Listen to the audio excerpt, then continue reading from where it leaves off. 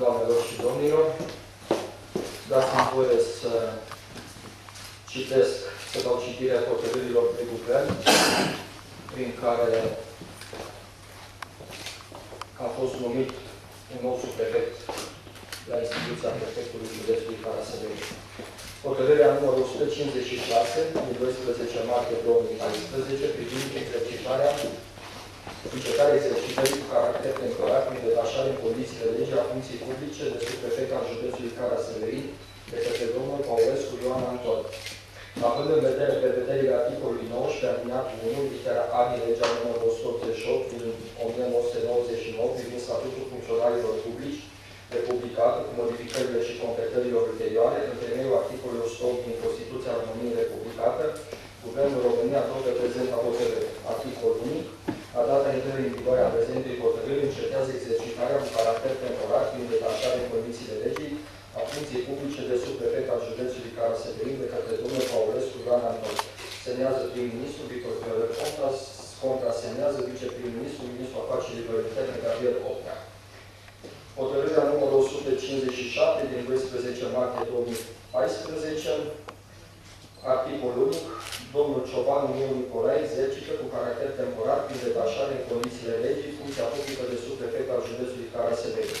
Semnează prim-ministru Victor Viorel Ponta, contrasemnează viceprim-ministru, ministrul afacerilor interne Gabriel Oprea. Deci, cu această ocazie, domnul Ciobanu Nicolae este nou subprefect al județului Caraselei. O să-l rog imediat să depună jurământul. Înainte de a depune jurământul domnul subprefect, aș vrea să fac câteva considerații. În primul rând, aș vrea să-i mulțumesc domnului Paulescu Anton pentru perioada în care a fost subprefect al județului Caraselei. În momentul în care am fost numiți de un prefect și de un subprefect, a fost o perioadă destul de agitată. Era plină campanie electorală pentru alegerile locale, cu toate problemele care existau la acel moment. Până la urmă,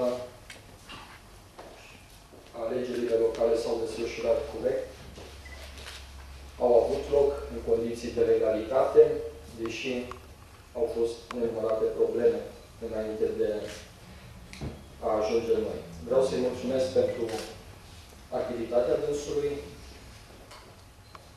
poate și datorită vârstei apropiate. A fost o echipă bună la nivelul prefecturii Caraselei, ne-am înțeles foarte bine. Domnul Paulescu va rămâne salariat al instituției prefectului.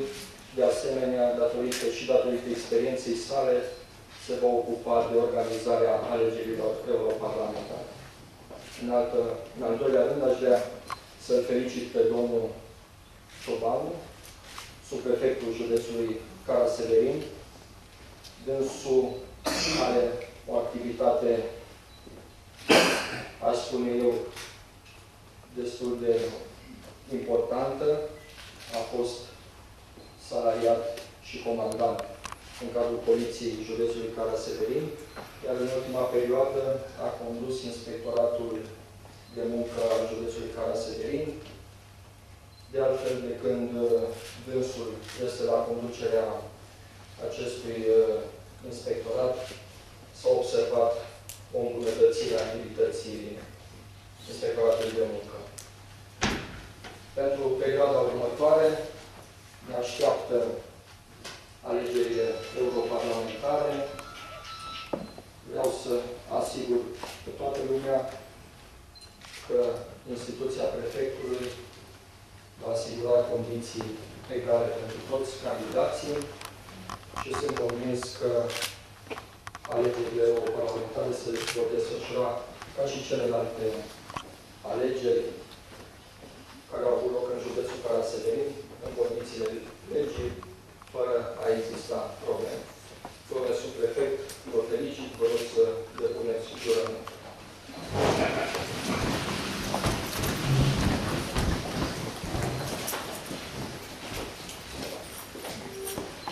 Balului Buzăaie, numit în funcția publică de subprefect al județului Caraseverin prin hotărârea Guvernului numărul 157 din 12 martie 2014, depun următorul jurământ de credință în conformitate cu dispozițiile articolului 62 alineatul 6 al legii 188/1999 privind statutul funcționarilor publici. Jur să respect Constituția, drepturile și libertățile fundamentale ale omului, să aplic în mod corect și fără părtinire legile țării, să îndeplinesc conștiincios datoriile ce îmi revin în funcția publică în care am fost numit, să păstrez secretul profesional și să respect normele de conduită profesională și civică. Așa să-mi ajute Dumnezeu.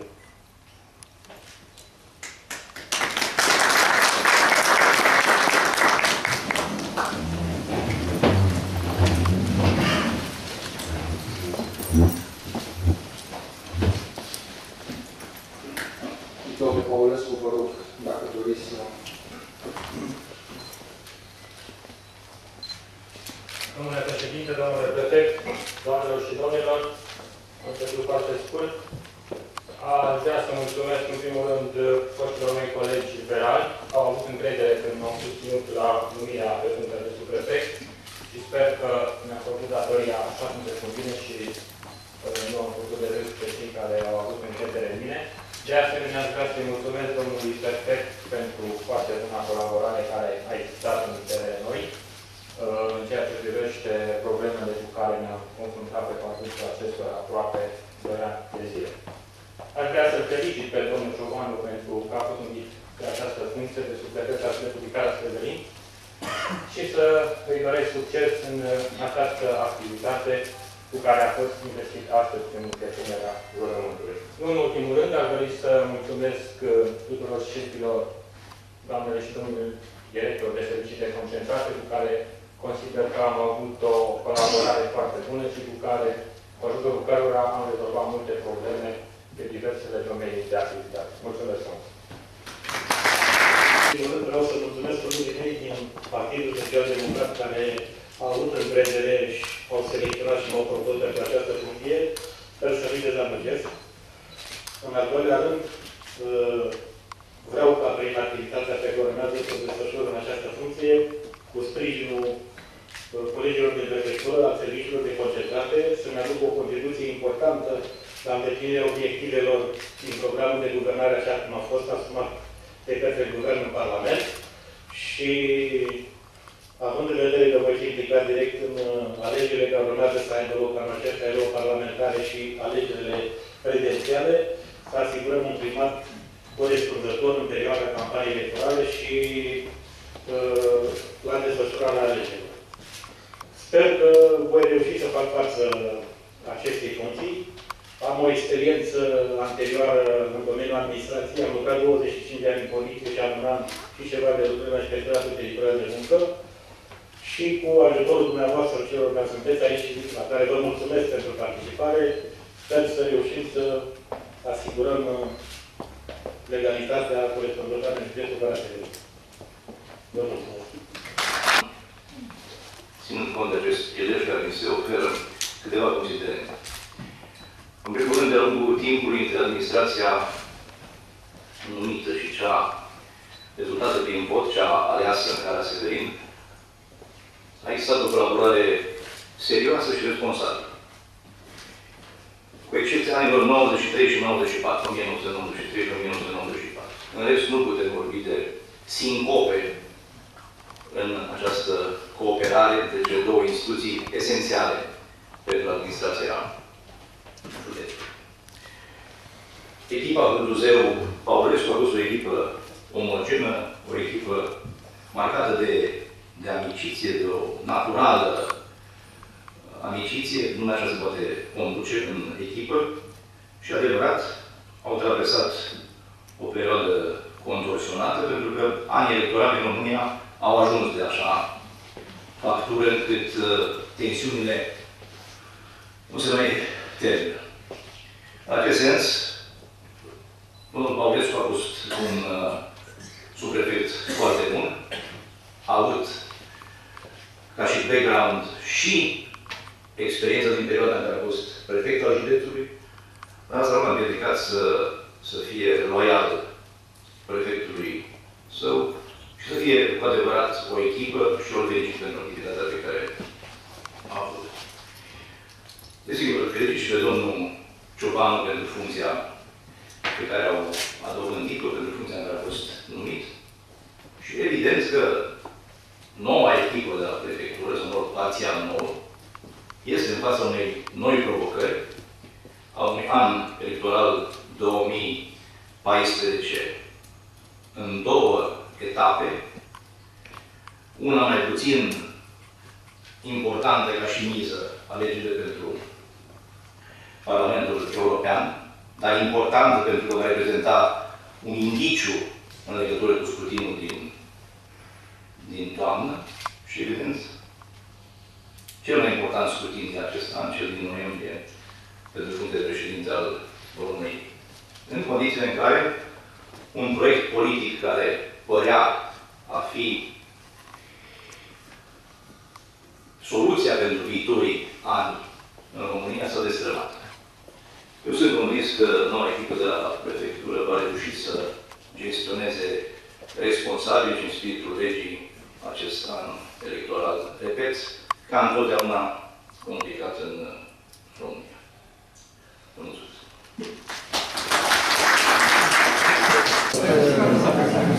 Dânsului, hotărârile de guvern au fost date săptămâna trecută, însă domnul subprefect intră în atribuții odată cu depunerea jurământului. Astăzi a avut loc depunerea jurământului de către domnul Ciobanu Nicolae, nou subprefect al județului Cara-Severin.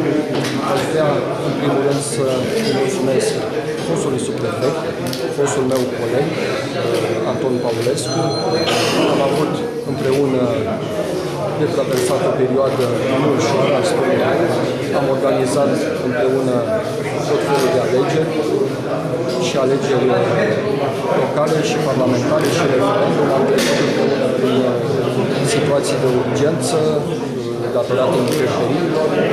Am fost o echipă foarte bună, am colaborat foarte bine și din acest motiv îi mulțumesc domnului Paulescu. Dânsul rămâne salariat al instituției prefectului județului Cara-Severin și, evident, ținând cont de experiența dânsului, se va ocupa și de alegerile europarlamentare împreună cu grupul tehnic format la nivelul instituției prefecturale. Despre domnul Ciobanu Nicolae, aș vrea să fac o scurtă prezentare. Dânsul este absolvent al Academiei de Poliție, a lucrat în cadrul Poliției județului Cara-Severin, a fost comandant în ajung la Caranțele și Călășița, iar în ultima perioadă a fost directorul Inspectoratului Teritorial de Muncă Cara-Severin. Îl felicit pe domnul Ciobanu, îi urez mult succes, sunt convins că experiența dânsului, pregătirea dânsului, constituie un avantaj pentru instituția prefectului județului Cara-Severin. La care ești actorul principal, emoțiile sunt inerente și eu am emoții de această dată. Am acceptat cu plăcere propunerea care a făcut Partidul Social-Democrat de a ocupa temporar această funcție.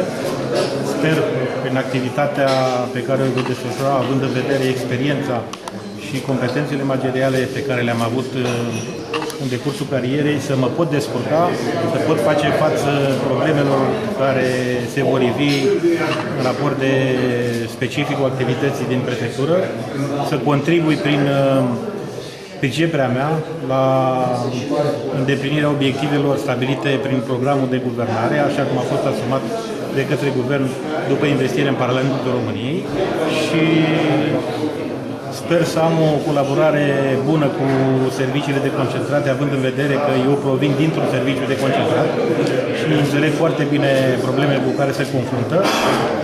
Sper să primesc sprijinul necesar de la reprezentantul autorității publice locale și autorității publice județene, având în vedere respectarea legalității în privința actelor administrative care sunt emise de aceste instituții și vreau să mă implic, având în vedere experiența anterioară pe care am avut-o în poliție, să asigurăm desfășurarea în mod corespunzător și în condiții foarte bune a campaniei electorale și în special a alegerilor care vor avea loc în anul acesta, respectiv alegerile europarlamentare și alegerile prezidențiale. De când sunteți membru PSD? Sunt membru PSD din 2010. Câți ani aveți și de unde sunteți? Am 54 de ani, deloc sunt din Craiova, sunt venit în Cara Severin din 1987, când am terminat Academia de Poliție și am fost repartizat în acest județ și de atunci n-am mai plecat. Am ieșit în 2010 la pensie, împlinind vârsta de 50 de ani de la poliție, am stat 3 ani în pensie, după care am participat la concursul de la Inspectoratul Teritorial de Muncă, pe care l-am câștigat și unde, și în momentul de față, fiind suspendat pe perioada detașării, îndeplinesc funcția de inspector. Mulțumim și succes!